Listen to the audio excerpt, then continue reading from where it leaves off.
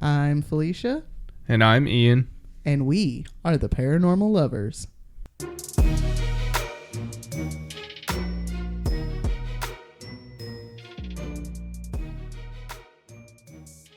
Hello, paranormal dudes, dudettes, and dudays. Welcome back to another episode of The Paranormal Lovers.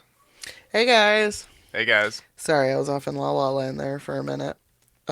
Sorry if my voice sounds weird, if my nose looks all red and puffy, if you're watching us on YouTube. I have a cold. It's not COVID or anything. It's just a head cold. I almost fucking forgot what this feels like. To just have a head cold. Right. The last 3 times I've been sick, I've had fucking COVID. Right.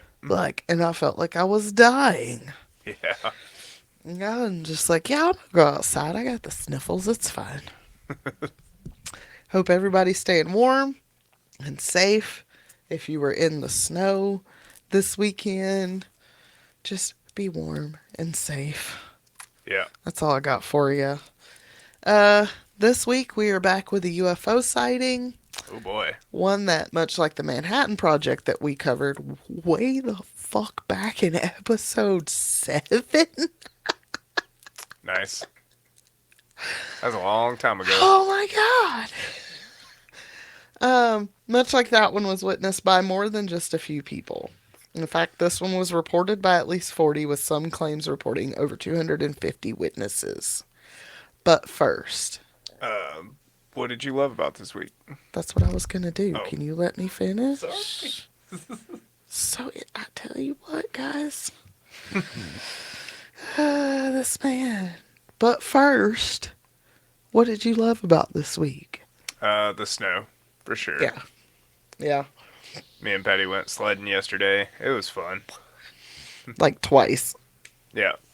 They were in and out all day long. It was good. Patty slept like a fucking the dead. She went down quick last night, didn't she? Oh, yeah.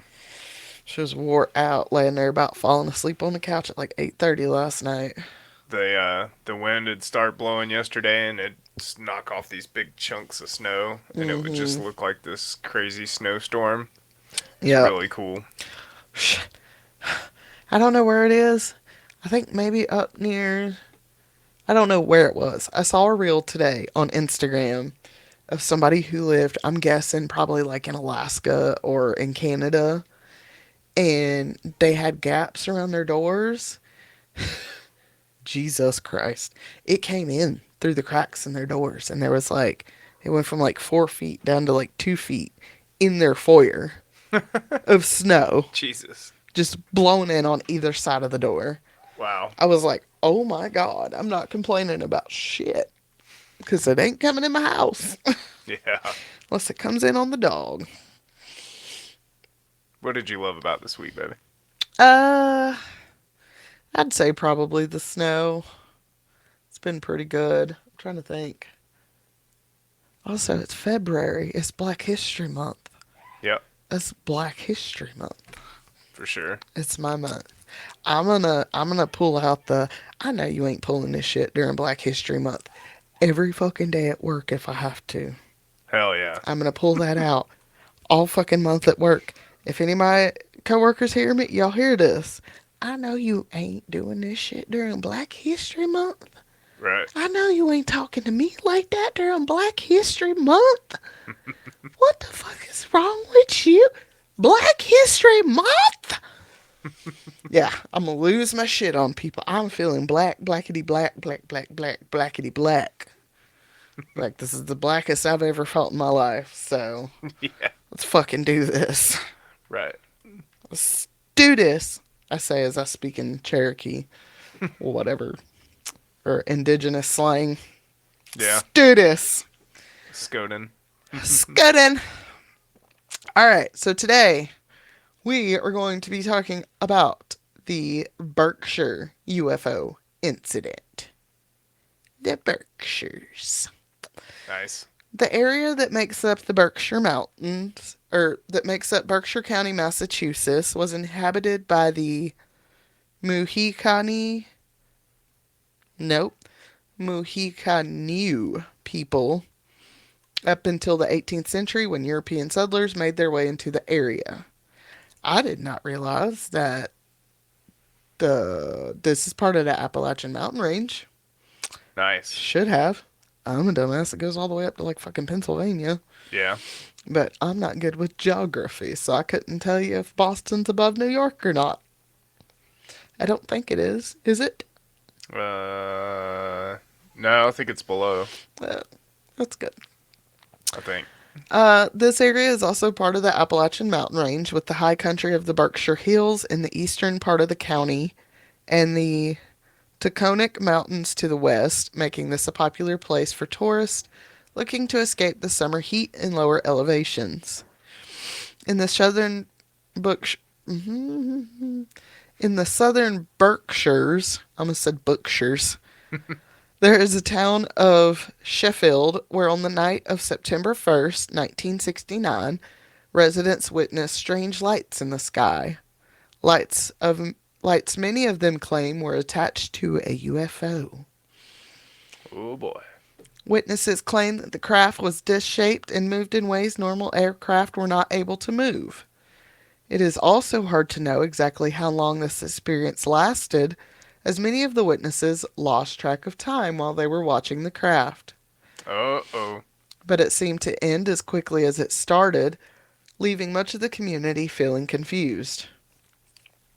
That very evening, David Issy, the general manager of the local radio station, WSBS, began getting calls from local residents who wanted to report the strange sight they had just witnessed. UFO was not used as first, just a strange phenomenon in the sky.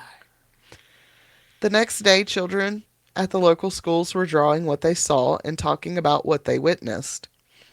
In fact, one of the most often used stories came from Thomas Reed, who was just 9 years old at the time of the event. Thomas. Quote, according to Reed's account, he saw the UFO when he was 9 years old on September 1st, 1969, while he was in the car with his grandmother, mother, and brother. As Reed recalled, the family was heading home from their restaurant, Village on the Green, and he was busy giving his brother a little fireball candy. Suddenly, they noticed a mass of glowing lights peeking out from behind the lush trees on the empty road.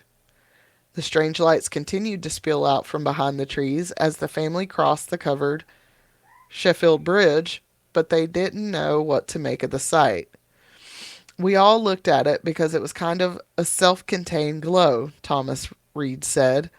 It rose up a little bit. It looked like it followed the dirt road, which I'm sure it probably didn't, but it appeared that way because we could see it through the trees.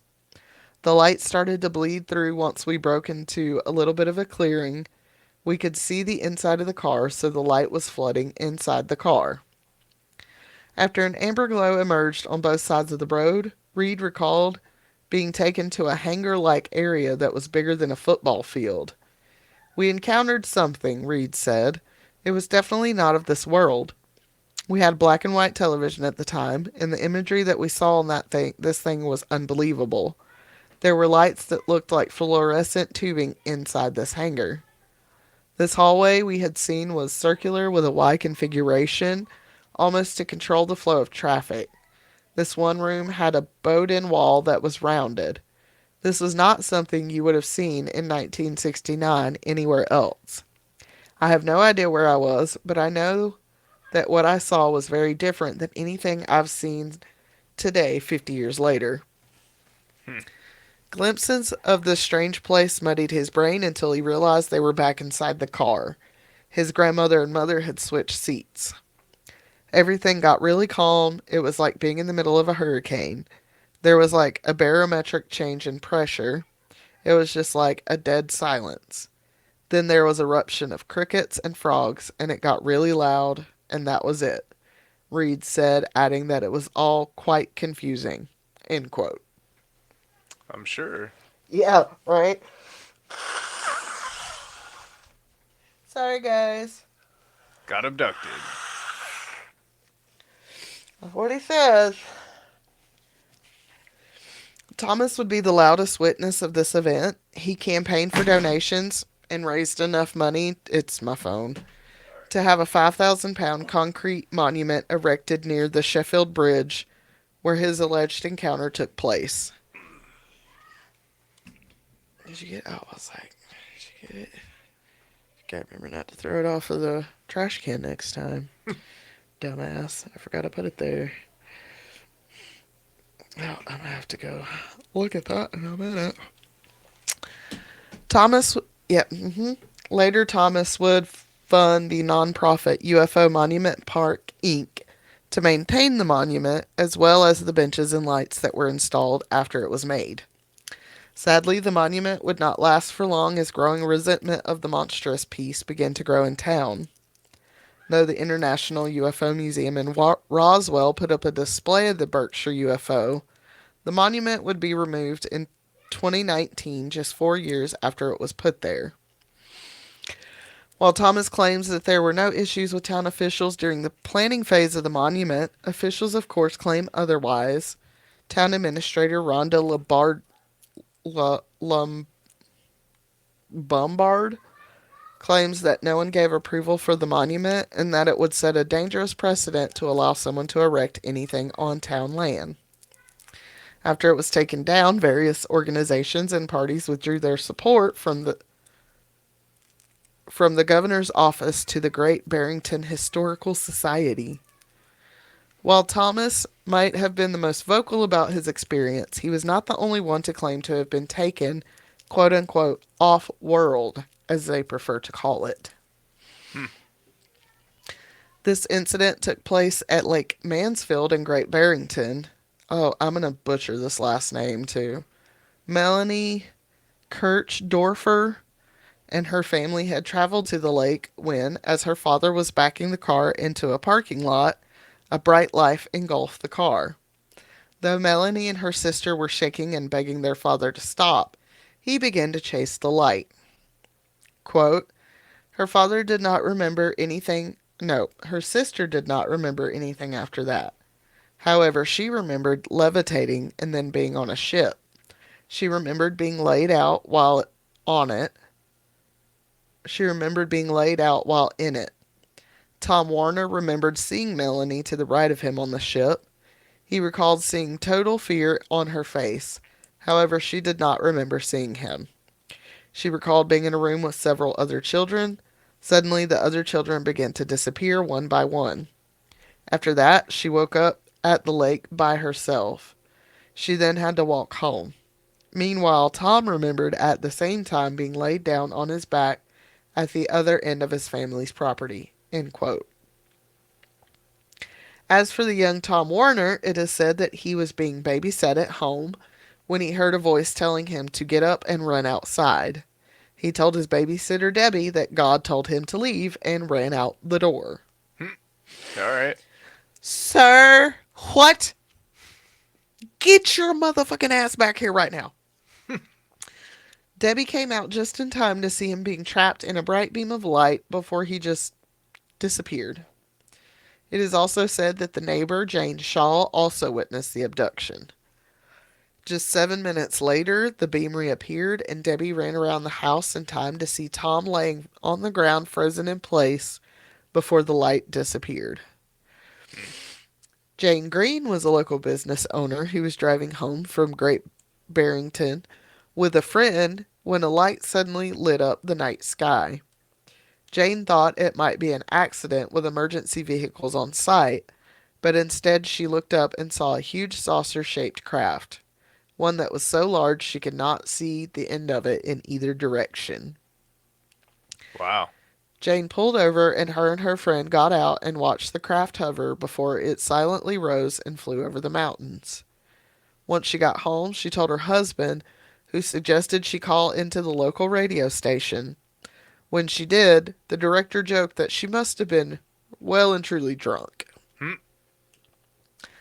In another more terrifying encounter, Kevin Titus was only 11 when he was spending the night at his friend James Dean's house. James Dean? Yep. I was like, oh boy, okay. Must have been a popular name in the 60s. Right. James's father asked the boys to retrieve cows that had gotten out, so the boys set out across the yard and over a hill. The first thing that the boys saw as they came over the hill was a cow lying on its side with its stomach exploded. As the boys ran down the hill, they realized there was no blood, only pink tissue. They then spotted something oval with a strange light in the sky. They went back to the house and told Jimmy's parents, but they did not believe them.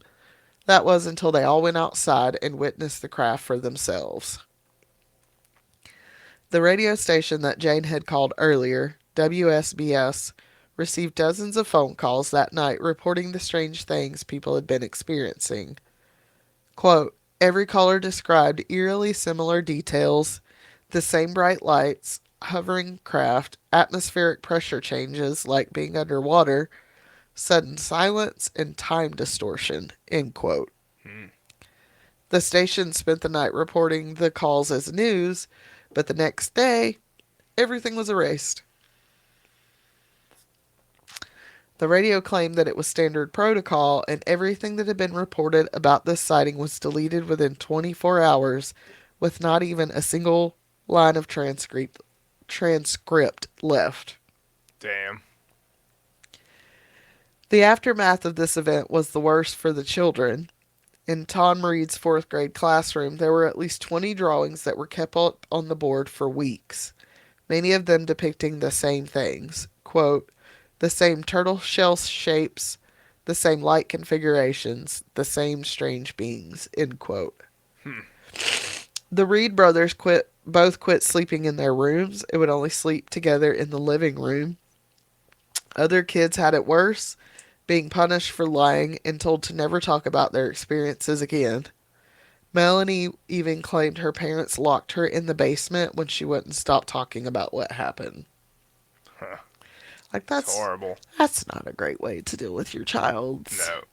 Even if it is, like, just your kid's imagination, that's not a great way to deal with your kid's imagination. No. That's not the worst of what Melanie has had to put up with since that night, though. She claims she involuntarily turns off lights and causes computers to malfunction. Her claims are supported by her employee who has witnessed these things and her husband who has had to ban her from his office due to her electronic interference. All right. Babe, I love you, but you keep fucking up my computers. You gotta stay out of my office. I'm sorry. Terrible. I'd be searching for some kind of transmitter or something. Right? Be like, let me hit this EMF real quick and see what it does. You need a CT scan. Oh, I gotta blow my nose again, guys. Get the CT scan. There's like a, I don't know. Computer chip or something. Like, this is anonymous. Like, we have taken hold of your computer systems and your light switches. That's funny. Oh, sorry. I know it's very unattractive. I apologize. I ain't trying to impress anybody, obviously. Melanie also suffers from physical symptoms such as chronic sinus issues, buzzing in her ears, and vision problems that only began after her experience. Oh, yeah, definitely a CT scan. She also struggles with going through security at airports as she is known to give unexplainable readings on the equipment. Yep. Now we get to the skepticism. For one thing, there are no photos, police reports, diaries, or journals that mention anything about this event. Which, like, it was 1969. Cameras were a thing. Polaroids. Hello. Yeah. Even more troubling for some is Tom's history with alien encounters. Tom is what they call a repeater, and I'm talking about Tom Reed, not Tom Warner. Yeah. Tom is what they call a repeater, which this was not his first claim to having an alien encounter. He had claimed to have had 2 previous encounters in 1966 and 67. Melanie's memories have also been called into question, mainly because most of them were quote-unquote recovered through hypnosis. Yeah. Other witnesses did not have claims after the initial event, but only after Netflix began filming for Unsolved Mysteries in 2018. Yep. Even more of a coincidence, this event happened just weeks after the moon landing and during a time when pop culture was just getting into the UFO and alien stories. Yeah. Star Trek had premiered just a few years before, and movies like The Andromeda Strain and Journey to the Far Side of the Sun had been released that year. Nice. Tom Reed himself had even stated that the town had taken to discussing aliens, and many people in the area were open-minded to the idea. Right on. But this would not be the last report of a UFO incident in the Berkshires. As recently as 2020, there have been reports of strange lights or crafts in the night sky over the area. While the towns stay divided over that night, many people travel to the area in the hopes of having their own experience. Sure. All right, babe. Thoughts? I want to go see a UFO. Well, shit. No shit, Sherlock. We need to go over to the Brown Mountain Lights. Yeah, over to the Right down the road. Coal Mountain Trail or something. Wiseman's View? Wiseman's View. I always forget that. How do you forget it's Wiseman's View? Yeah. Wise, man. Be wise, man. Mm-hmm. Yeah, I'd like to go to the Berkshire. I'd like to go to another part of Appalachia. That'd be kind of cool, Yeah. I think. And, I mean, if it's got that juju here, you go up there. Oh, you know what? That makes sense. That makes sense, actually. Because, like, think of the... I don't know where the... Hang on, I gotta go over here to Google. I was thinking, like, it's in Massachusetts. Yeah. I'm sorry, let me think.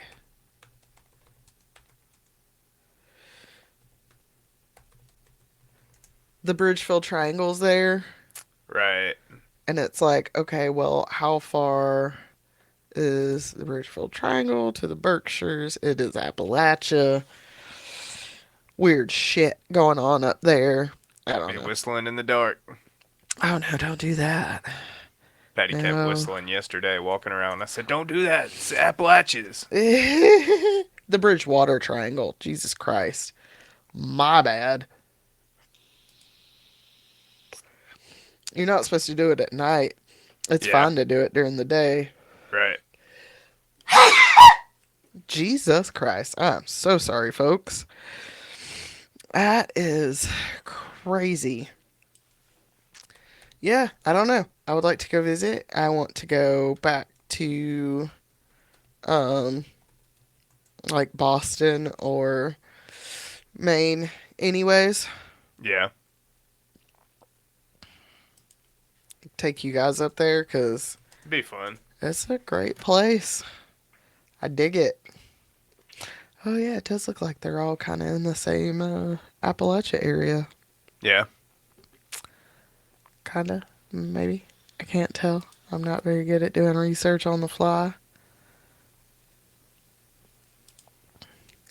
I'm going to use this little doodaddy right here. It reminds me of our small town, though. 120 miles.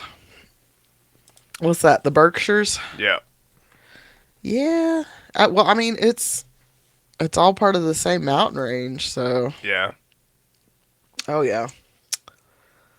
Definitely Appalachia. Yeah.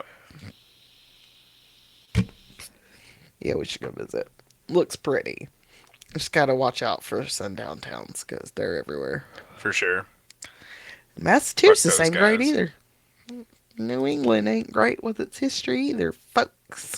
Nope. All right, guys. Well, thanks for joining us for another episode. Make sure you guys go listen to last week's episode and come back next week for part 2 of MK Ultra. Yeah.